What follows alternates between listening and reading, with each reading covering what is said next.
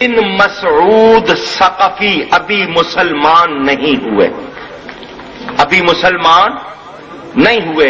میرے نبی پاک صلی اللہ علیہ وسلم اپنے صحابہ کے ساتھ حدیبیہ کے مقام پر ہیں، یہ عروہ دیکھنے آیا، نبی پاک کو دیکھا، صحابہ کو دیکھا، دیکھ کر واپس چلا گیا۔ دیکھ کر لوگوں نے پوچھا بتا تو نے کیا دیکھا؟ عروہ کا بیان، ابھی مسلمان نہیں ہوا۔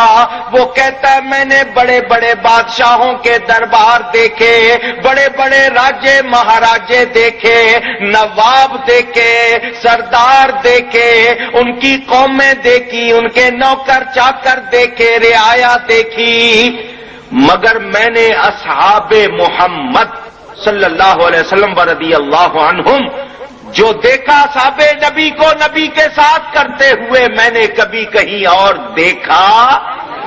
بڑی پیاری حدیثیں سنا رہا ہوں، توجہ سے سنیں۔ لوگوں نے پوچھا کیا دیکھا؟ کہنے لگا میں نے دیکھا کہ اصحاب نبی کیا کرتے ہیں، جب نبی وضو کرنے لگتا ہے صحابہ گھیرا ڈال کے نبی کے قریب ہو جاتے ہیں۔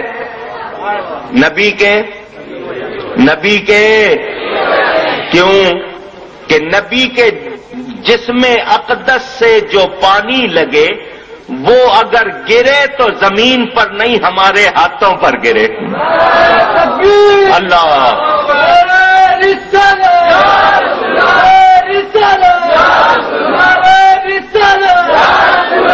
مزہ نہیں آیا؟ اس طرح نعرہ نہ لگا۔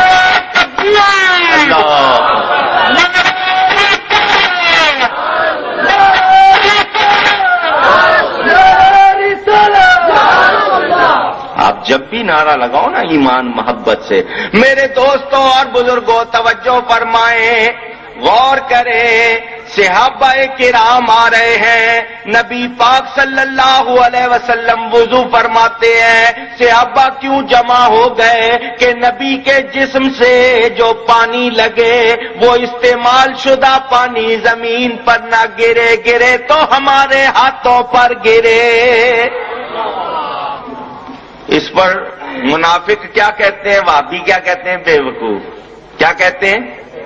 جب انہوں نے بے وقوف کا اللہ فرماتا تم بے وقوف ہو، یہ محبت کرنے والے بے وقوف جو نبی کا ادب کر رہے ہیں، نبی سے محبت کر رہے ہیں، یہ بے وقوف نہیں۔ توجہ فرمائیں، سب کی توجہ ادھر۔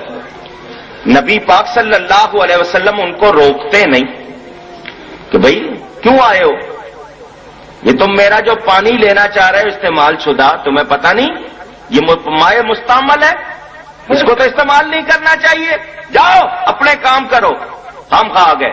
نبی پاک نے ہرگز ایسا، ذرا اونچی اور اونچی، کیوں کہ اے لوگوں تم جس عقیدے سے آئے ہو کہ جو پانی مجھ سے لگ گیا اس میں برکت ہے، تمہارا عقیدہ غلط۔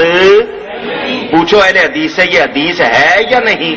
جو میں سنا رہا ہوں کہ صحابہ پانی لینے جمع ہوتے تھے، سنیں جو آگے ہوتے تھے ان کو پانی ملتا تھا، وہ اس پانی کا کیا کرتے تھے؟ تھانوی نے التکشف میں اس حدیث کو نقل کیا۔ سنیں وہ اس پانی کا کیا کرتے؟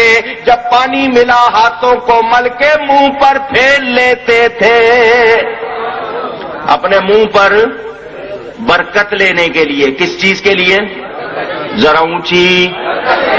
اور یہ کہتے ہیں یہ شرک ہے، حرام ہے، اور کوئی لفظ ان کو یاد نہیں۔ شرک بدعت حرام، شرک بدعت، شرک بدعت ہر وقت لگے ہوئے۔ وہ جو پولیس والے ہوتے ہیں نا، جب ان کو پریڈ کراتے ہیں تو پریڈ کراتے ہوئے ان کو کہا جاتا ہے بولو لیفٹ رائٹ بولتے ہیں نا؟ پوچھ رہا ہوں، ہاتھ ہلاتے جاؤ اور لیفٹ رائٹ بولتے جاؤ، وہ ان کی پریڈ ہوتی ہے۔ ان کو ان کے مدرسے میں کہتے ہیں بس 2 لفظ یاد کرو، ادھر بھی 2 ادھر بھی، ادھر لیفٹ رائٹ، ادھر شرک بدعت شرک بدعت شرک، اور ان کو کچھ آتا ذرا سا ادھر جاؤ کہتے ہیں شرک، ادھر جاؤ بدعت، تو جائیں کدھر؟ چلنے ہی نہیں دیتے۔ یہ وہ لوگ ہیں جو صحابہ کی بات کو نہیں مانتے۔ صحابی کیوں آ رہے ہیں؟ کیوں آ رہے ہیں برکت لینے؟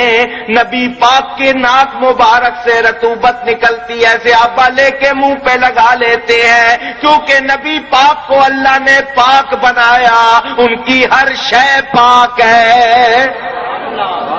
ان کی سمجھ میں آتی نزول الابرار کتاب کا نام ہے۔ اب میں کھل کے بولوں گا، پریشان نہ ہونا۔ انہوں نے مجھے چھیڑا نا، میں ان سے کہتا ہوں چھیڑو گے تو پھر میں چھوڑوں گا۔ کیوں چھیڑا؟ اپنا کام کرتے رہتے۔ نزول الابرار کتاب کا نام ہے، اٹھا کے دیکھو، اس میں بھی لکھا ہے۔ میں کتابیں ساتھ لایا ہوں، کتاب میرے ہاتھ میں ہے، رسائل اہل حدیث، چھاپنے والے دیوبندی وہابیوں کے رسالے جمع کر کے چھاپے۔ اس کتاب کو دیکھنا ہو جس کو چاہے دیکھ لے، میں آپ کو حوالہ دکھا دیتا ہوں، بعد میں کوئی نہ کہے۔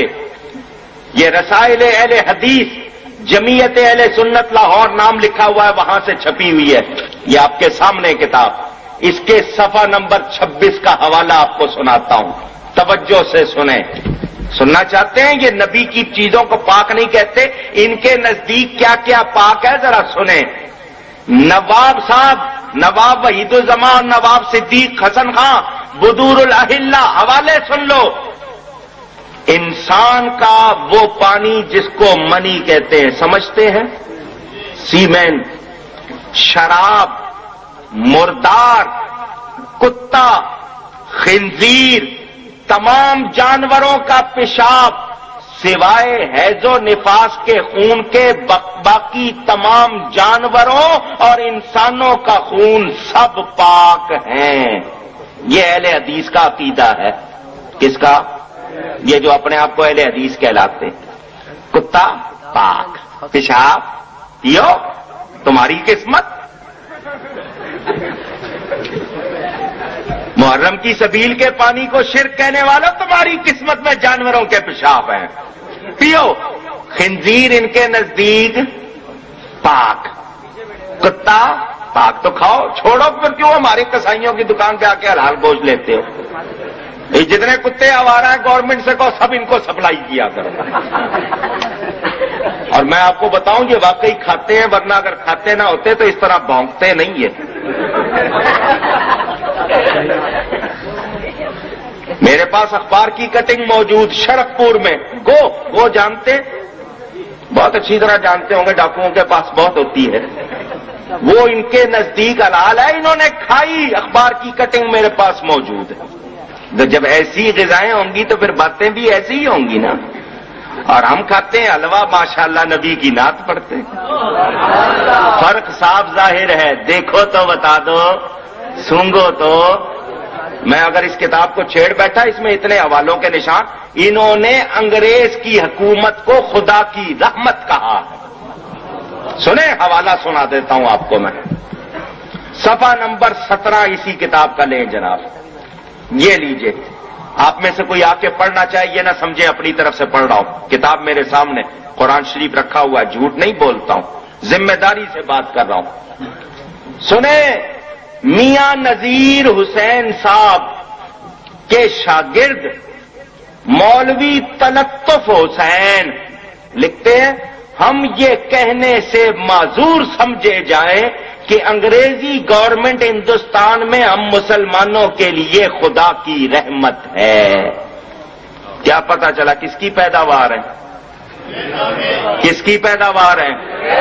اور اس کتاب میں یہ حوالہ آپ کو میں سناؤں، اسی صفحہ نمبر 17 میں ان کا نام وہابی سے اہل حدیث کس نے رکھا؟ انگریزوں نے۔ کہاں سے الاٹ کروایا؟ انگریزوں سے، اور تمہیں تو اپنا نام انگریزوں سے مانگنا پڑا، تم کہاں سے مسلمانوں کے خیر خواہ نکل آئے ہو؟